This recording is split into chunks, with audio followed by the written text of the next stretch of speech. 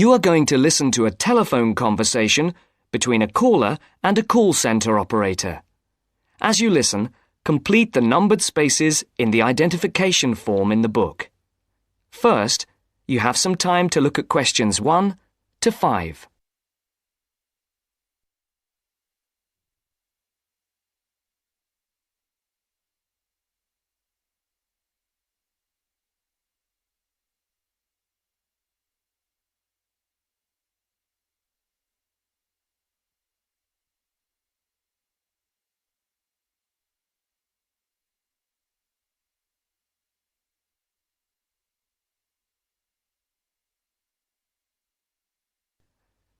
You should answer the questions as you listen, because you will not hear the recording a second time.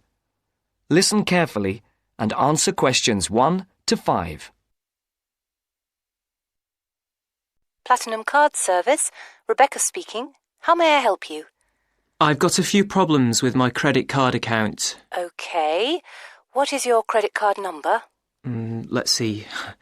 It's here somewhere. Here it is. Can I just take the card number, please? Yes, it's 6992 6992 3443 3443 1147 1147 8921. 8921. Right. Can I just check that? 6992 3443 1147 8921. That's it. And your name? Carlos de Silva. I just need to check a few details for identification and security, if you'll bear with me. That's okay. And what's your postcode? SE1 8PB. SE1 8PB. That's it. Vauxhall Close, London? Yes, that's right. And the house number? 43. And can you give me your date of birth? 13th of the 7th, 63. And one further check, if I may. Can you give me your mother's maiden name? Yes, it's Moore. Is that Moore? Yes, that's it. Before the caller and operator continue their telephone conversation, look at questions 6 to 10.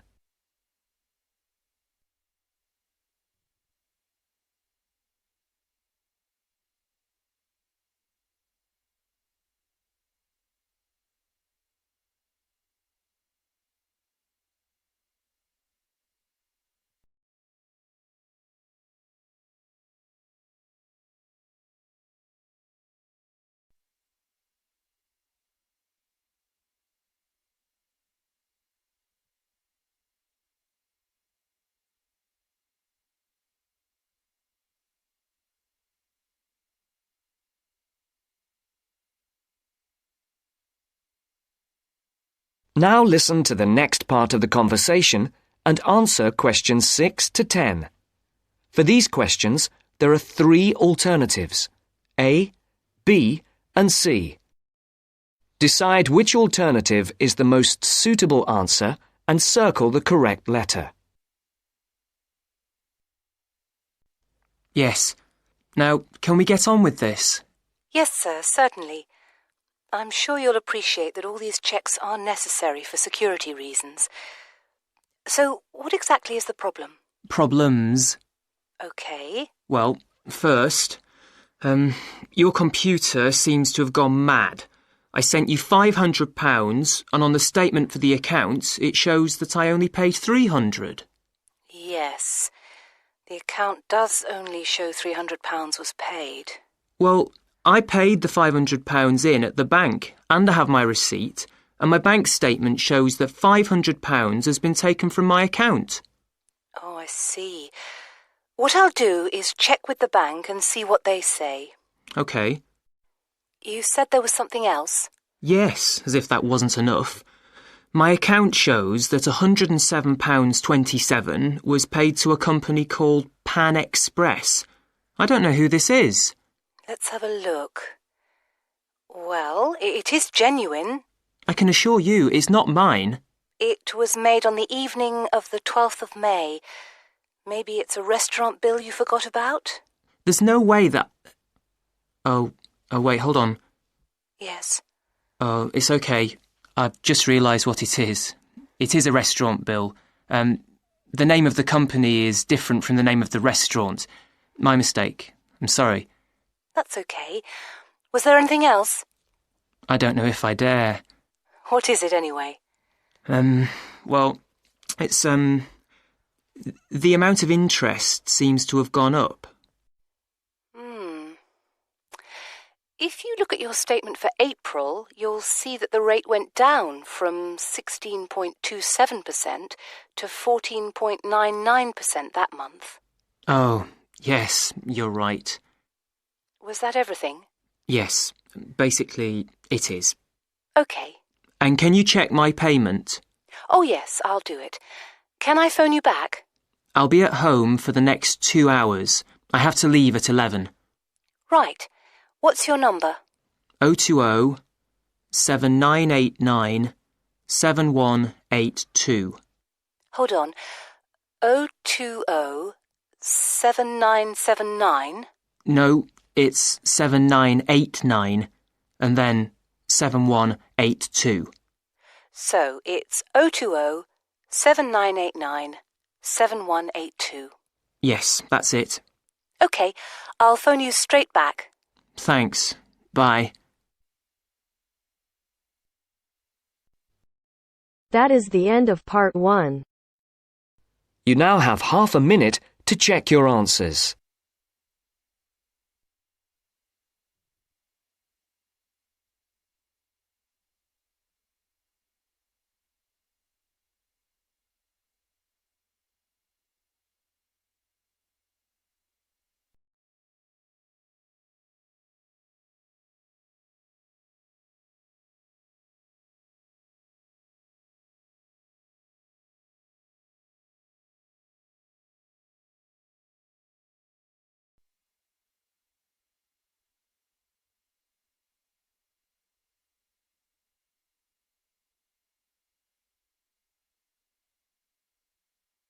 Now turns to part 2.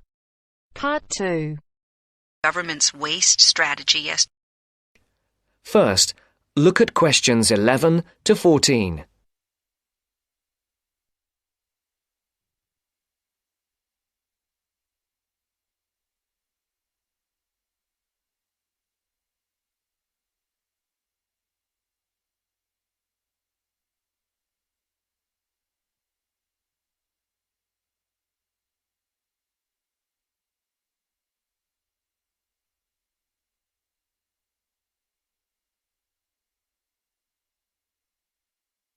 Listen carefully.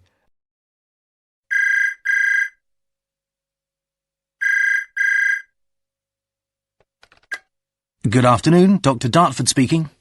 Good afternoon, Dr. Dartford. It's Miranda Smith here. Oh, hello, Miranda. How can I help you? I'm really sorry, but I couldn't come to your lecture on the government's waste strategy yesterday because I was feeling ill. My essay has to be handed in 2 weeks' time, and I'm worried I might have missed something important. I really don't like it when I miss lectures, especially when I need the information for an essay. Well, try not to worry. You can't help being sick. How about if I give you a quick summary of the main points? That'd be great, thanks. Just let me get a pen. Right, I'm ready. To begin with, I stressed the importance of us reusing and recycling waste in the future.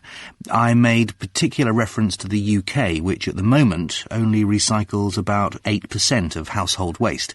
The levels of industrial and commercial waste are much higher. It's frightening how much waste factories produce on a daily basis, but that's not all. The fact is that not only is this rate of recycling well below government targets, but it's at a much lower rate than many other European countries, which means Britain is just not keeping pace with the rate of growth in household waste.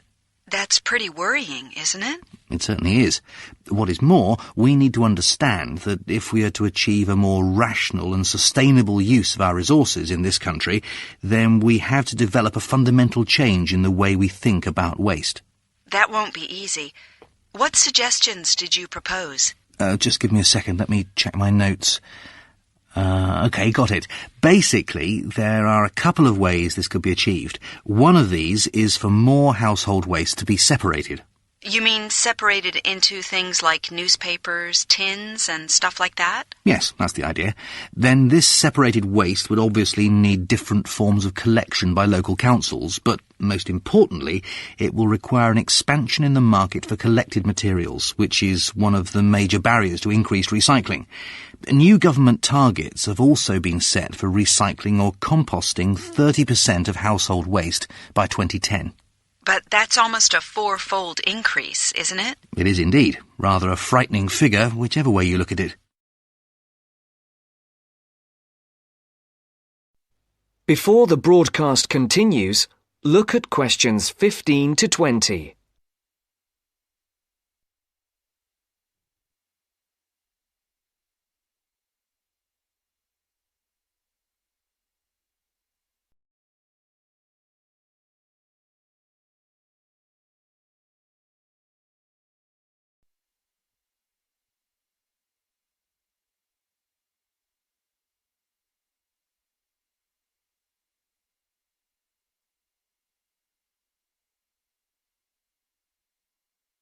You will now listen to the second part of the talk.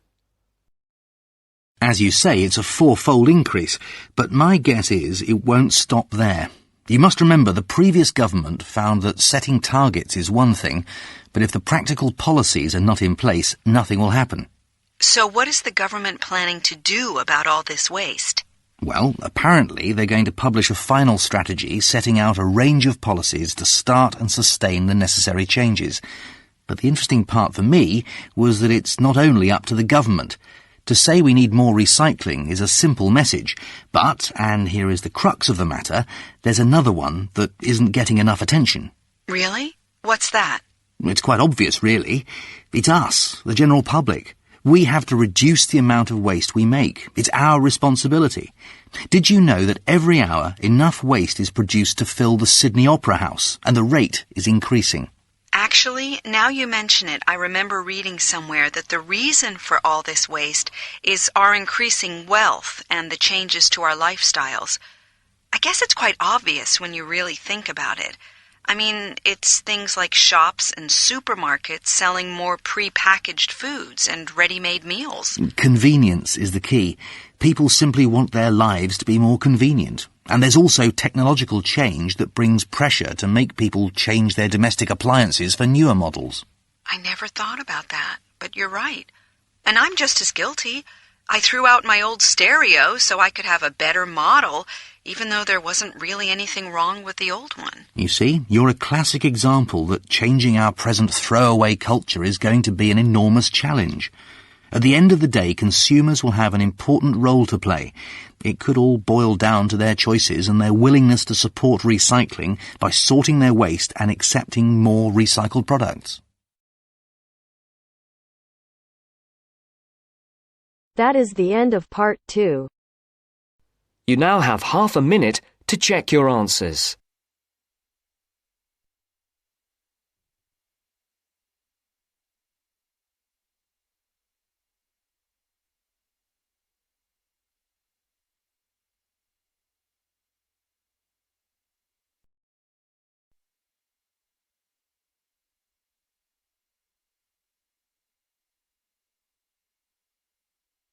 Now turns to part 3.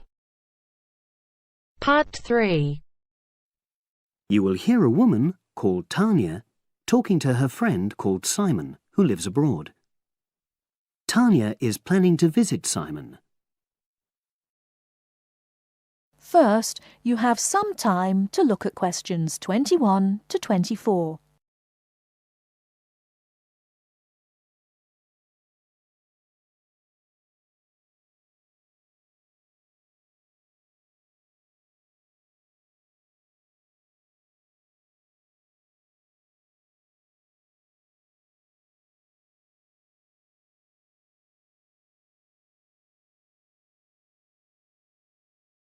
Now, listen carefully and answer questions 21 to 24.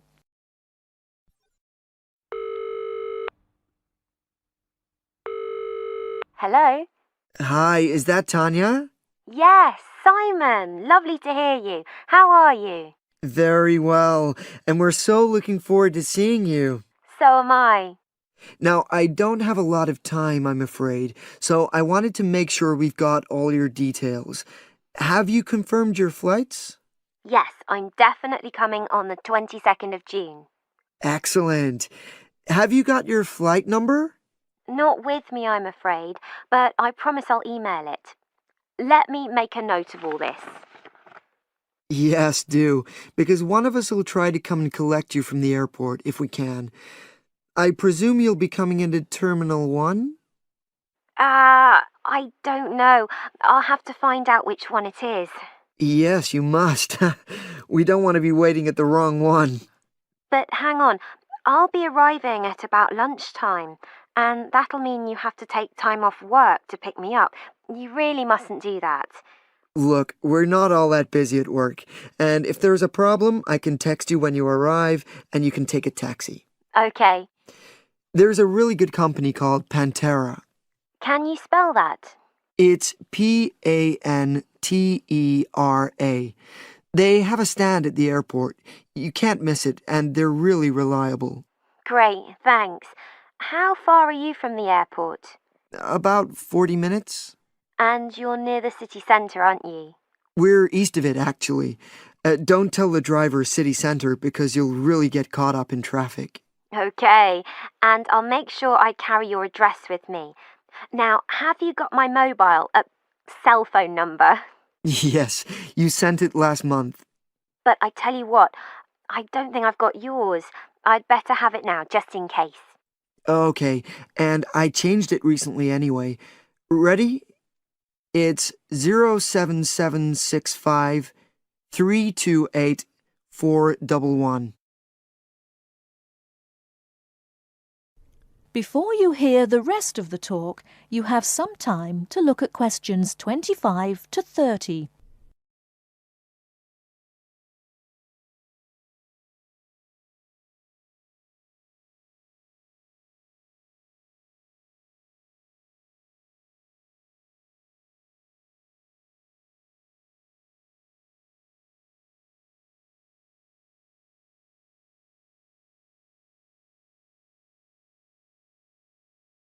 Now listen and answer questions 25 to 30.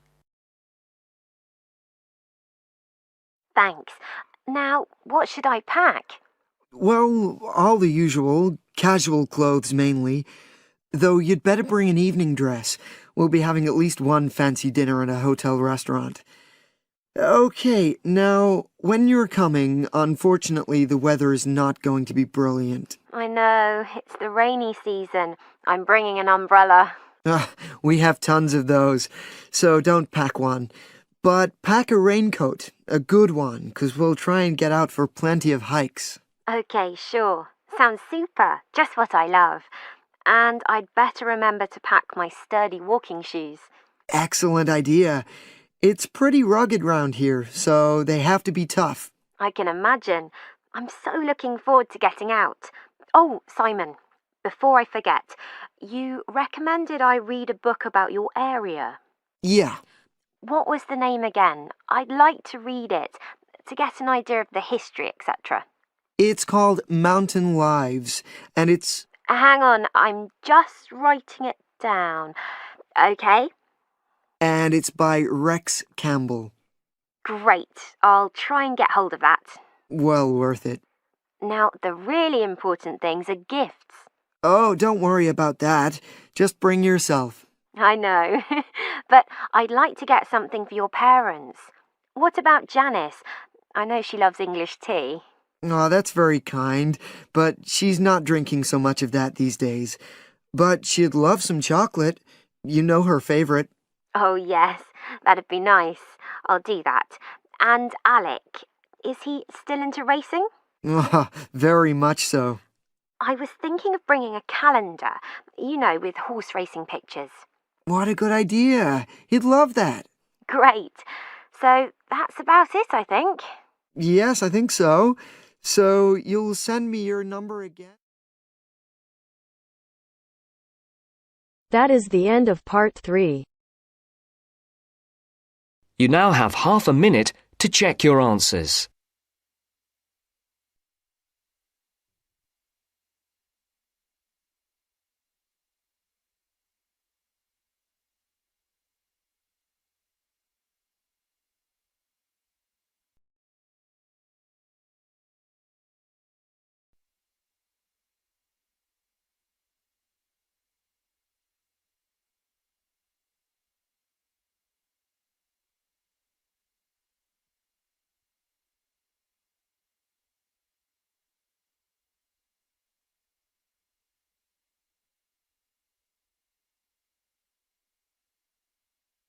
Now turns to part 4. Part 4. You are going to hear a talk given by Dr. Wallace. First, you have some time to look at questions 31 to 40.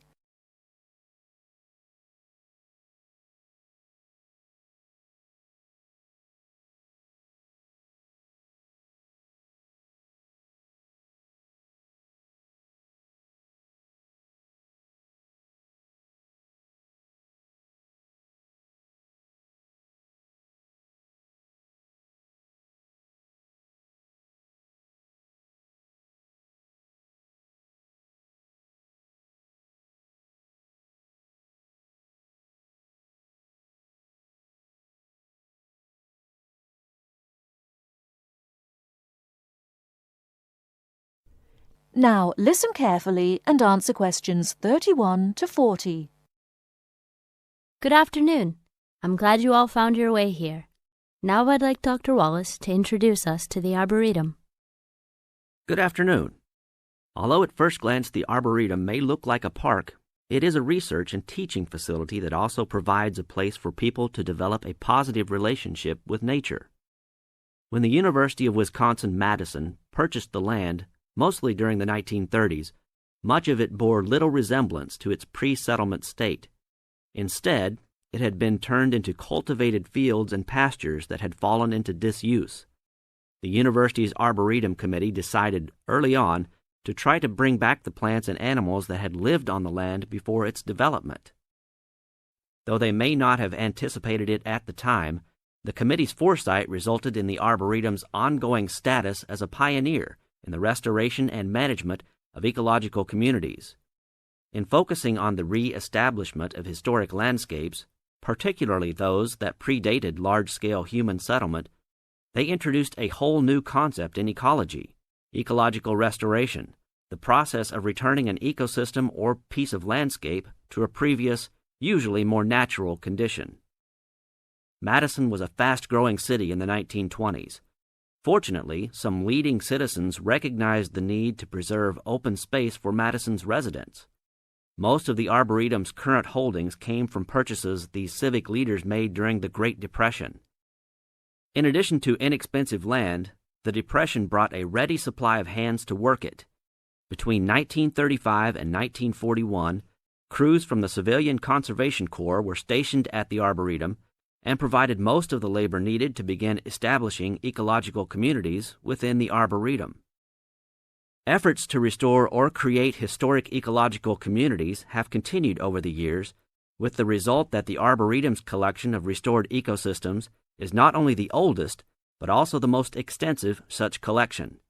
In addition to these native plant and animal communities, the Arboretum, like most arboreta, has traditional collections of labeled plants arranged in garden-like displays. These horticultural collections, featuring trees and shrubs of the world, are the state's largest woody plant collections. That is the end of part 4. You now have half a minute to check your answers.